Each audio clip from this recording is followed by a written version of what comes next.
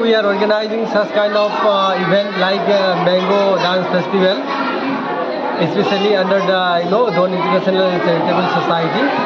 It is a move that we are just planning. We are just giving a platform to meet each other, especially the women folks, especially because people are enjoying. All the people are coming forward and they are participating in the that Mango eating event.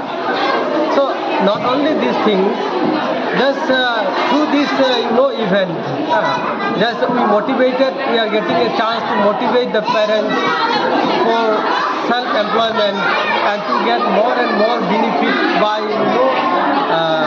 calling them membership through the organization. So that's our initiative for the last few years. We are just making through this scheme. Okay, thank you.